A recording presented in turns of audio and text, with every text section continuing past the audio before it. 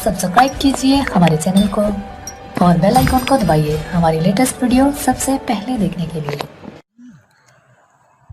औज़ुबिल्लाहि मिनश्शैतानिर्रजीम बिस्मिल्लाहिर्रहमानिर्रहीम। अल्लाह ताला के बाबरकत नाम से आगाज़ करते हैं। अस्सलाम वालेकुम ऑल डियर स्टूडेंट्स, उम्मीद है आप सब खैरियत से होंगे and I welcome all of you on my channel. बेटा आज का जो टॉपिक है वो है हमारा रिक्रूटमेंट सोर्सेस और ये क्लास बेसिकली बीबीए की है।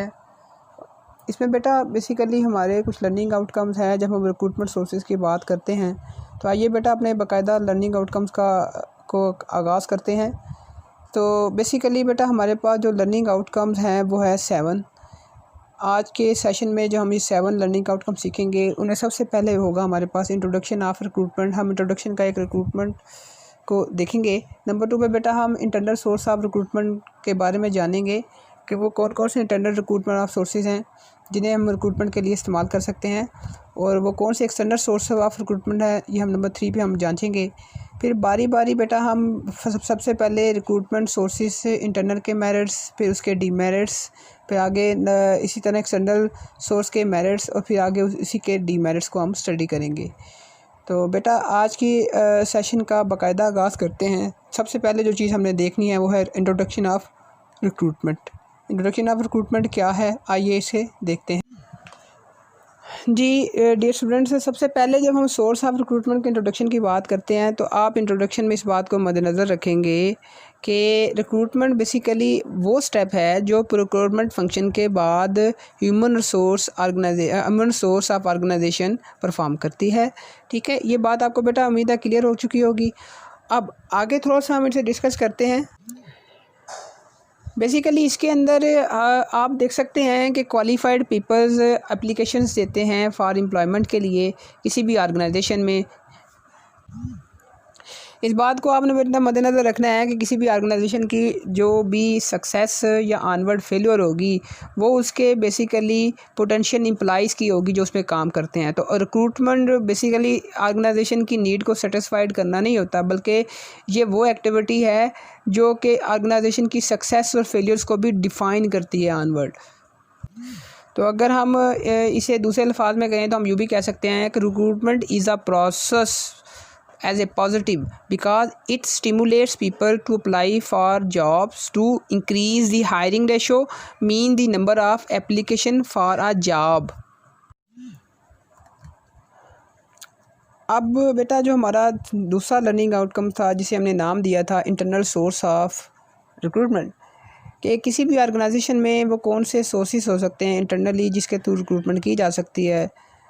उनमें सबसे पहले बेटा होगा प्रमोशन, फिर होगा ट्रांसफ़र, फिर होगा रिटायर्ड एंड एक्स एम्प्लॉइज़, फिर हम जॉब पोस्टिंग की बात भी करते हैं।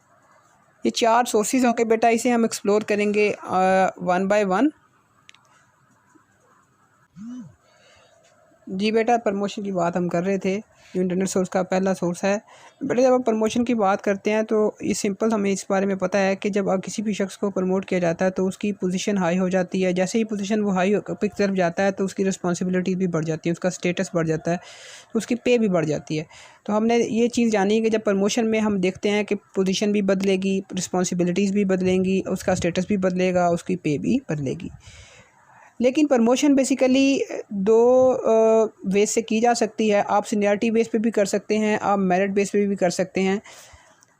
और जब आप इसे थोड़ा सा फर्दर एक्सप्लोर करते हैं तो हम इस बात को भी यूँ भी देख सकते हैं कि आप जब अपवर्ड मूव करते हैं एम्प्लॉइज़ को या आप वर्टिकल शिफ्टिंग करते हैं एम्प्लॉइज़ की, तो इसे हम प्रमोशन का नाम देते हैं। तो प्रमोशन ये कोई हार्ड एंड फास्ट रूल नहीं होता कि ये परमानेंट होती है, ये टेम्परेरी भी हो सकती है, फॉर द टाइम बिंग भी हो सकती है, परमानेंट भी होती है। Depend upon the need of the organisation.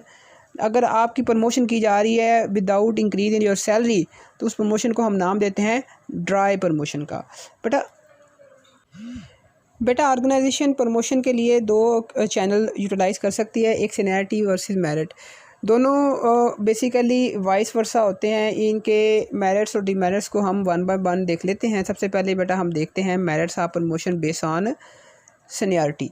तो इट इज़ सबसे पहला मेरिट है, it is a simple and easiest method of promotion of employee. जब आप सीनियरिटी बेस पे करते हैं, आपके पास लिस्ट प्रोड्यूस होती है, तो सबसे आसान तरीका है लोगों को प्रमोट करने का। आपको ज़्यादा टाइम नहीं लगता, आपकी ज़्यादा कॉस्ट नहीं लगती। This method of the promotion creates the discipline and the respect for the senior personal in the organisation. आपका जो मोस्ट सीनियर पर्सनल होता है बेटा, उसे ऑर्गेनाइजेशन में उसकी एज के लिहाज से, उसके वर्क के लिहाज से बेटा प्रमोट कर दिया जाता है। नंबर 3 पे बेटा, as the promotion are acceptable to all method create the peace in organisation. आपके ऑर्गेनाइजेशन में पीस देखा जाता है, कोई कन्फ्लिक्ट नहीं आता। आपको पता होता है जो टॉपर है वैसे प्रमोट किया जाएगा। Right of senior person for promotion in the organisation in the system. The employees become aware of future prospect of their job. लोगों को अपने ऑनवर्ड प्रॉस्पेक्ट का पता होता है जॉब का, कि वो कब प्रमोट होंगे। The existing man power can be use to an optimum level by giving them training, preparing them for higher job. Last में बेटा हम देखेंगे, it is the cheapest system of the organisation. ये इसके मेरिट्स हैं बेटा। किसके बेटा मेरिट्स हैं? ये बेस्ड ऑन सीनियरिटी। जब आप मेरिट्स की बात करते हैं तो बेटा इसके मेरिट्स बेस्ड ऑन मेरिट में इसके एडवांटेजेस डिफरेंट हैं बेटा। सबसे पहले हम देखेंगे, the competence and the knowledge initiative employees are recognise and rewarded. आपके ऑर्गेनाइजेशन में जब आप प्रमोशन करने जाते हैं, जो कम्पिटेंट है और जो बेसिकली ऑर्गेनाइजेशन के लिए नॉलेज रखता है, बेस्ट होगा, आप उसे ही के नाम में प्रमोट करते हैं। वह आप सीनियरिटी को सेट असाइड रखते हैं। नंबर 2 पे बेटा, employees feel that the performance will be rewarded which lead improvement in their performance. जब हर ऑर्गेनाइजेशन के एम्प्लॉइज़ को पता होता है कि उनकी परफॉर्मेंस बेस कर प्रमोशन होगी, तो वो अपना बेस्ट देने की कोशिश करते हैं। Competent and efficient personnels are retain in the organisation. आपके पास जितने भी ऑर्गेनाइजेशन में भी बंदे रह जाते हैं, वो सबके सब एफिशिएंट और कम्पिटेंट होते हैं।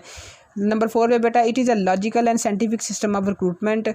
और ये बेसिकली एक साइंटिफिक मेथड से ही आप जान सकते हैं। जब आपने प्रमोशन देखनी है मेरिट पे, तो आप उनकी कारकर्दगी को मापेंगे। तो बेटा जी डियर स्टूडेंट, नंबर 2 पे बेटा हम देखेंगे ट्रांसफ़र को। जब हम ट्रांसफ़र की बात करते हैं तो बेसिकली हम इंटरनल सोर्स के दूसरे रिक्रूटमेंट चैनल की बात करते हैं। तो बेटा इसमें सबसे पहले हम ये देखेंगे कि आप एक शख्स को आप क्या कर रहे हैं बेटा, शिफ्ट कर रहे हैं बेटा दूसरी जॉब की तरफ without a distinct change in the responsibility and the status of the employees. आप एम्प्लॉइज़ के ना ही स्टेटस में चेंज करते हैं, ना ही इसकी सैलरी में कोई चेंज होता है। सेम स्टेटस पे सेम सैलरी पे जाके दूसरी जगह वो काम करता है, जिसे आप ट्रांसफ़र का नाम देते हैं। It is a horizontal. याद रखिएगा, जब प्रमोशन होती है वो वर्टिकल होती है, आप अपवर्ड जाते हैं। हॉरिजेंटल होता है कि आप सीधी एक ही डायरेक्शन में जा रहे हैं, शिफ्ट हो रहे हैं बेसिकली आप। Transfer of employee is made for one place to another place in the interest of the worker and organisation. ये बेसिकली काम इंसान और ऑर्गेनाइजेशन तीनों को मद्देनजर रखते हुए बेटा ये आप ट्रांसफ़र को करते हैं फॉर इंटरनल रिक्रूटमेंट। बेटा आप अगले 3rd पे देखते हैं हम, रिटायर्ड एंड एक्स एम्प्लॉइज़। बेटा जब रिटायर्ड एंड एक्स एम्प्लॉइज़ की बात करते हैं, sometime the organisation retrench due to the lay off and whenever there is a vacancy in the organisation, it is filled by the ex-employees. Sometimes the retired persons are re-employed for the token of their loyalty to the organization. बाद दफ़ा organisation में lay off की वजह से अपने पुराने employees को higher कर लेती है, या बाद दफ़ा आपके जो रिटायर्ड एम्प्लॉइज़ हैं उनकी लॉयल्टी, उनकी डिटर्मिनेशन और उनकी ऑनेस्टी की वजह से ऑर्गेनाइजेशन उन्हें दोबारा रिक्रूट कर लेती है फॉर द टाइम बीइंग। तो इसे आप इंटरनल रिसोर्स का नाम देते हैं बेटा। जी बेटा आइए अब देखते हैं कि वो कौन कौन से source of external for recruitment हो सकते हैं किसी भी ऑर्गेनाइजेशन के लिए, जो कि हमारा 3rd लर्निंग आउटकम है। सर सबसे पहले तो एडवर्टाइजमेंट इन न्यूज़पेपर और जर्नल का नाम लिया जाता है। नंबर 2 पे बेटा एम्प्लॉयमेंट एक्सचेंज के थ्रू आप बंदे हायर कर सकते हैं। नंबर 3 पे बेटा इंटरनेट या रिक्रूटमेंट, दोनों का मतलब एक ही है। नंबर 4 पे बेटा एजुकेशनल एंड प्रोफेशनल और टेक्निकल इंस्टीट्यूशन, वहाँ से आप बंदे हायर कर सकते हैं। नंबर 5 पे बेटा एग्जीक्यूटिव सर्च फर्म्स के थ्रू। नंबर 6 पे बेटा union as a source. Number 7 पे बेटा अनसोलिक्टेड और वॉक इन एप्लीकेंट। नंबर 8 पे बेटा डायरेक्ट रिक्रूटमेंट। नंबर 9 पे बेटा कैजुअल कॉलर। नंबर 10 पे बेटा कैंपस रिक्रूटमेंट। नंबर 11 पे बेटा recruitment agency and management consultant. Number 12 पे बेटा हम देखेंगे रिकमेंडेशन ऑफ एम्प्लॉयज़। नंबर 13 पे देखेंगे लेबर कंट्रैक्टर। नंबर 14 पे देखेंगे वेब पब्लिशिंग। नंबर 15 पे बेटा देखेंगे जॉब फेयर। नंबर 16 पे देखेंगे पर्सनल कंट्रैक्ट। नंबर 17 पे देखेंगे अप्रोचिंग एंड रेडिंग। बेटा नंबर 18 पे देखेंगे सर्विस कमीशंस। नंबर 19 पे देखेंगे नेपोटिज्म। नंबर 20 पे देखेंगे लीजिंग। नंबर 21 पे देखेंगे डाटा बैंक्स। तो 21 नियरली रिक्रूटमेंट सोर्सेस हो सकते हैं एज एक्सटर्नल। बेटा सबसे पहले हम देखेंगे advertisement in newspaper and journal को। तो आइए देखते हैं। बेटा जब आप एडवर्टाइजमेंट इन न्यूज़पेपर और जर्नल की बात करते हैं तो one of the popular source for recruitment इसे माना जाता है, क्योंकि ना इसके थ्रू आपको no doubt skilled supervisory and managerial staff हर कैडर के लिए मिल जाता है। लेकिन आप जब बात करते हैं एडवर्टाइजमेंट देने की, जॉब एडवर्टाइजमेंट देने की, तो जो बंदा इस काम को कर रहा होगा he should keep in view the type of candidate who will be the best fulfill the job recruitment and the feature of the work which will be attractive to the person who have the required qualification and experience। आपने organisation से को जो भी शख्स मुहैया करवाना है through advertisement, तो आपने अपनी एडवर्टाइजमेंट में इस चीज़ को मेंशन करना है कि वो शख्स ही अप्लाई करे जिसके पास स्पेसिफ़िक स्किल या स्पेसिफ़िक एजुकेशन एंड एक्सपीरियंस हो, ताकि अट्रैक्टिव पर्सन ही अप्लाई करे। अब एक बात और इसमें आप मेंशन कर लें, the media for advertisement have to be chosen in that light and should have differ with the position advertised. इस बात को बेटा आपने अंडर कंसिडरेशन रखना है when you are going to use advertisement as a external source. ठीक है बेटा, आगे चलते हैं। बेटा एम्प्लॉयमेंट एक्सचेंज को डिस्कस करते हैं। एम्प्लॉयमेंट एक्सचेंज क्या है? बेटा पहली बात तो ये है, जब आप एम्प्लॉयमेंट एक्सचेंज की बात करते हैं तो इस बात को आप मद्देनज़र रखें कि ये नॉन ट्रेडिशनल वे है। ठीक है, मतलब नॉन ट्रेडिशनल सोर्स इसे माना जाता है। और नॉर्मली ये developing countries like Pakistan, India जैसे कंट्रीज़ में इसे फॉलो किया जाता है। होता क्या है इसमें? होता इसमें ये है कि जब आपके ऑर्गेनाइजेशन को मैनेजरियल पर्सनल स्टाफ चाहिए होता है तो it is the most preferred way to recruit persons. अब आप पाकिस्तान में देख सकते हैं NTS, OTS, CTS, ये जो तमाम एम्प्लॉयमेंट की वेज है ना, ये क्या है? ये एम्प्लॉयमेंट एक्सचेंज है। ये यहाँ लोग अप्लाई करते हैं, ऑर्गेनाइजेशन उन्हें बताती है कि मुझे ये बंदे हमने हायर करने हैं। वो एडवर्टाइजमेंट कर देते हैं अपनी साइट के थ्रू, लोग पैसे जमा कराते हैं, फॉर्म जमा करवाते हैं, वो टेस्ट कंडक्ट करते हैं, फिर इंटरव्यू कंडक्ट करते हैं। तो द मोस्ट सूटेबल पर्सन होता है वो ऑर्गेनाइजेशन को नोटिफाई कर देते हैं ये बंदा है, अगर आप इसे हायर करना चाहते हैं तो इसे आगे ऑनवर्ड ओके कर दें। बेटा आगे बात करें हम इंटरनेट या ई रिक्रूटमेंट की। इंटरनेट और ई रिक्रूटमेंट में बेसिकली आजकल जो कि ना मीडिया का दौर है, ई कॉमर्स का दौर है, और this is the generation of communication and transportation, जिसमें हर रोज़ नई नई इनोवेशंस आ रही हैं। तो रिक्रूटमेंट में भी एक नई इनोवेशन है कि हर कंपनीज़ ने अपनी वेबसाइट डेवलप की हुई है। वो जो भी जॉब्स आती हैं इंस्टीट्यूशन की वो अपनी साइट्स पे दे देते हैं।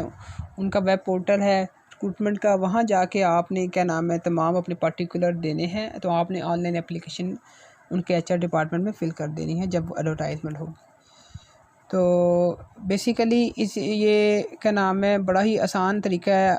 अगर आप गवर्नमेंट सेक्टर में देखें तो फेडरल पब्लिक सर्विस कमीशन की साइट है आपके पास, PPSC की साइट है, पंजाब पब्लिक सर्विस कमीशन की, सिंध पब्लिक सर्विस कमीशन की साइट है। गवर्नमेंट में जो भी जॉब्स आती हैं आपने जाके बैंक में चलान फॉर्म जमा कराना है और तमाम पार्टिकुलर फिल करके आपने ऑनलाइन ही एप्लीकेशन भेज देना है, जिसे आप इंटरनेट या ई रिक्रूटमेंट का नाम दे सकते हैं। जी बेटा, जब आप एजुकेशन प्रोफेशनल और टेक्निकल इंस्टीट्यूशन का नाम देते हैं तो इस टर्म को पॉपुलरली जाना जाता है कैंपस रिक्रूटमेंट और कैंपस प्लेसमेंट के नाम से इसे जाना जाता है। होता यह है कि जब बच्चे किसी यूनिवर्सिटी या टेक्निकल इंस्टीट्यूशन में पढ़ रहे होते हैं तो उनका फाइनल ईयर मुकम्मल होने से पहले कुछ कंपनीज़ या कंसर्न या ऑर्गेनाइजेशन आती हैं, वो नोटिफिकेशन देते हैं बच्चों से। एक एग्जैक्ट टाइम पे मुलाकात होती है, 1 बाय 1 उनके इंटरव्यूज़ लिए जाते हैं, फिर वो उसमें से सिलेक्ट कर लेते हैं कैंडिडेट को। जैसे ही उनका फाइनल ईयर कंप्लीट होता है तो फाइनल ईयर कंप्लीट होने के बाद उन्हें वो जॉब मिल जाती है। तो आगे बेटा हम देखेंगे executive search firms. Executive search firms क्या हैं, इन्हें हम देखेंगे। जी बेटा, जब आप एग्जीक्यूटिव सर्च फर्म्स की बात करते हैं तो बेसिकली इन्हें हम head hunter specialise in the recruitment of the technical and professional with manager person के साथ का नाम भी देते हैं। तो ये बेसिकली क्या करते हैं, ये इनके पास एक डाटा बैंक होता है उन पर्सनस का जो क्वालिफाइड होते हैं, स्किल होते हैं, एक्सपीरियंस होते हैं। जब भी किसी ऑर्गेनाइजेशन को एक रिक्रूटमेंट के सिलसिले में पर्सनस की ज़रूरत होती है तो ये उन्हें रिकमेंड कर देती है। तो पाकिस्तान में अगर बात करें तो बहुत सी कंसल्टेंसी फर्म्स हैं, और अगर आप दूसरे ममालिक में बात करें तो ABC consultant, AF Ferguson, Goodman international etcetera, इन्हें आप देख सकते हैं। OTS, UTS, CTS, NTS, इनका नाम भी आप अंडर कंसिडरेशन ला सकते हैं। अगले नंबर 6 पे जो सोर्स है बेटा वो है यूनियन एज ए सोर्स। बेटा यूनियन एज ए सोर्स को हम कहते हैं it play an important role as a source of labour supply.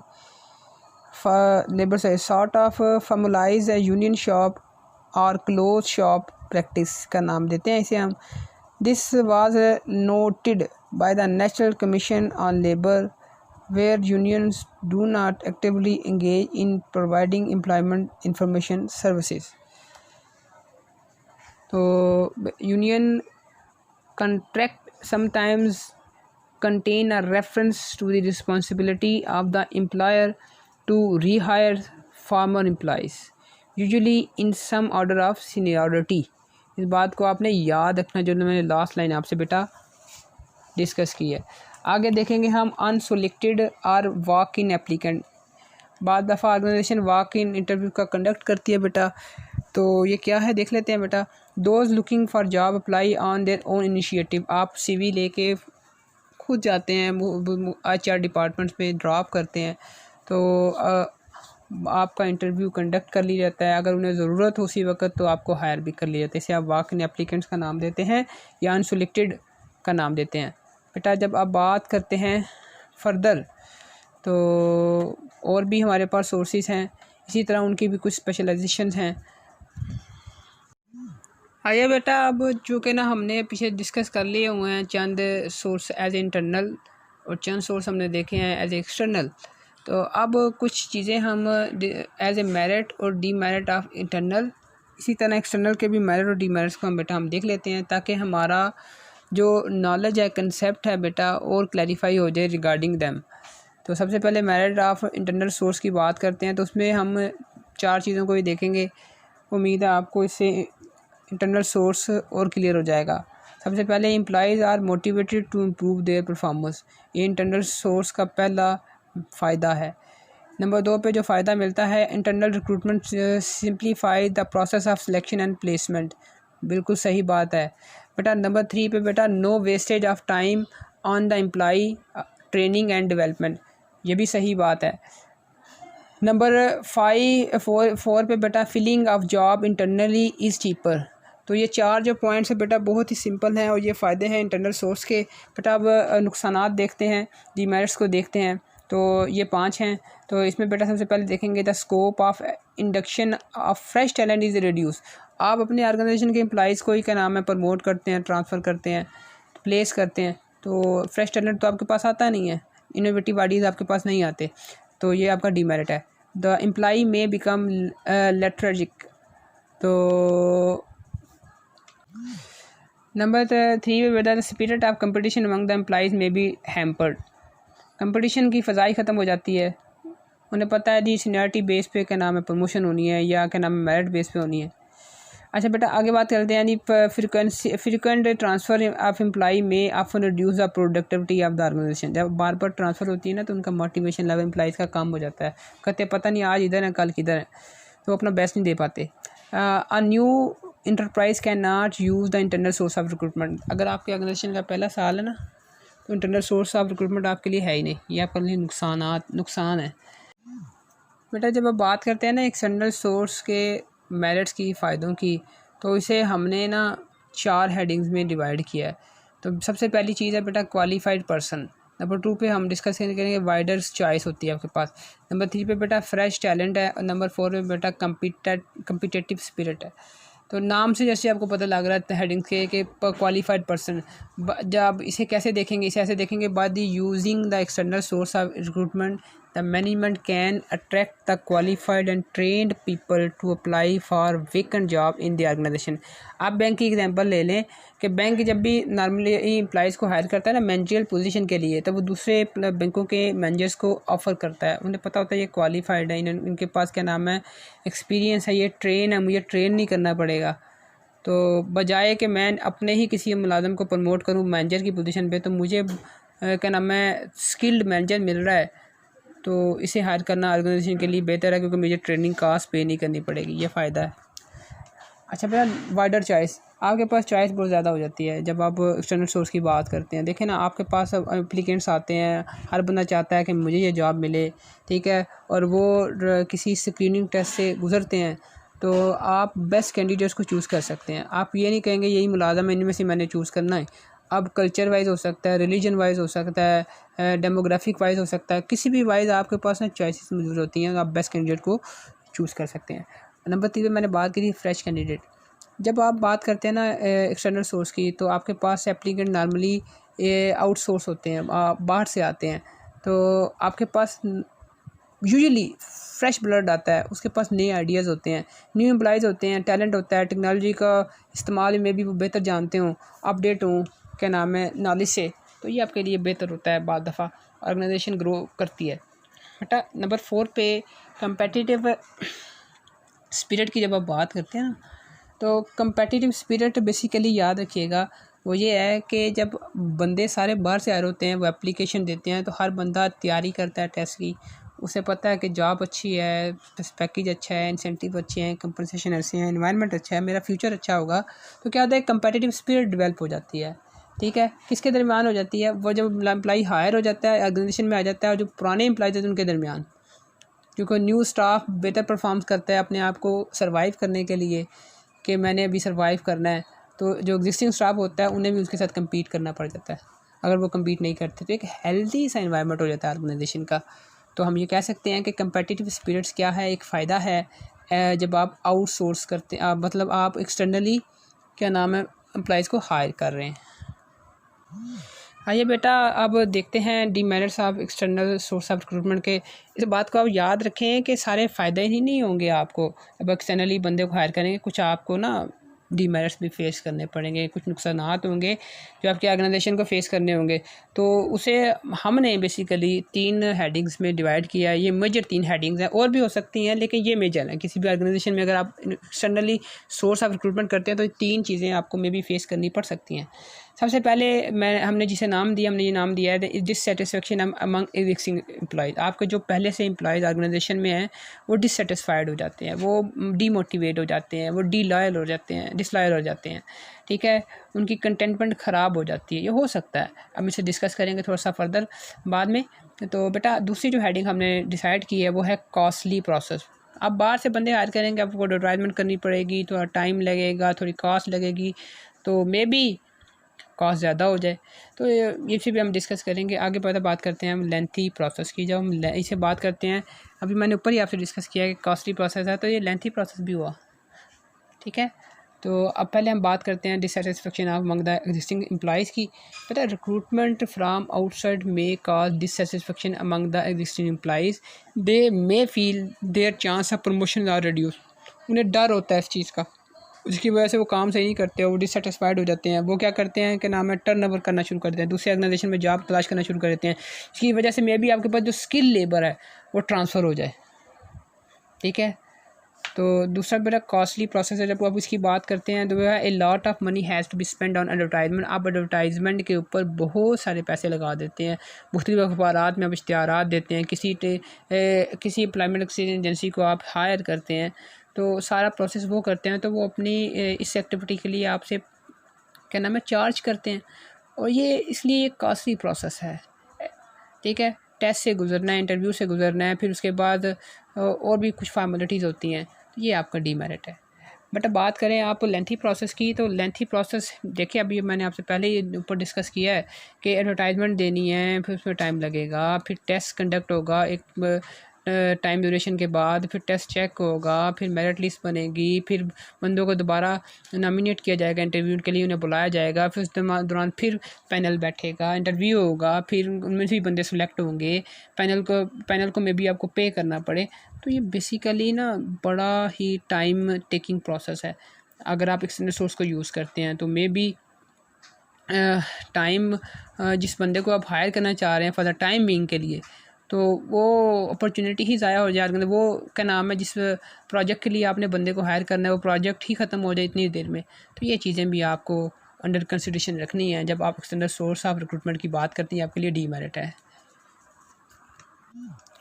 बेटा जो आज का जो हमारे लर्निंग आउटकम से जो हमारा टॉपिक था, यहाँ पे हम उसे वाइंड अप करते हैं। हमारे जो लर्निंग आउटकम से वो बेसिकली ये थे कि इंट्रोडक्शन हम देखेंगे रिक्रूटमेंट का। रिक्रूटमेंट को हम किस तरह देख सकते हैं ऑर्गेनाइजेशन में, तो हमने उसे डिस्कस किया। फिर हमने ये बताया आपको कि इंटरनल सोर्स ऑफ रिक्रूटमेंट क्या होता है, उसमें कौन कौन से सोर्सेज को नॉर्मली अंडर कंसिडरेशन रखा जाता है।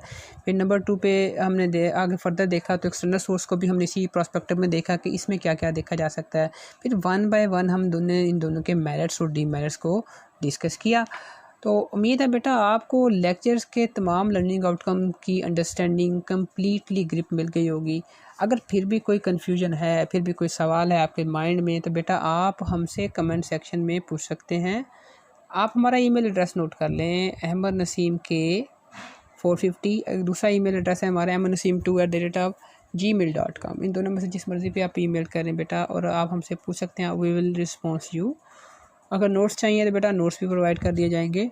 बेटा अगर अभी भी आपने हमारा चैनल सब्सक्राइब नहीं किया या आप हमारे चैनल पर नए हैं तो काइंडली बेटा हमारे चैनल को ज़रूर सब्सक्राइब करें, ताकि हमारे आने वाले तमाम लेक्चर्स के नोटिफिकेशंस और वीडियोस आपको टाइमली मिल सकें। उम्मीद है बेटा आप अपना ख्याल रखेंगे, ठीक है, दुआओं में याद रखिएगा, ठीक है। Thank you very much for giving your precious time. इंशाल्लाह नेक्स्ट लेक्चर में आपसे मुलाकात होगी। अल्लाह आपका हामी नासर। खुदा हाफिज़।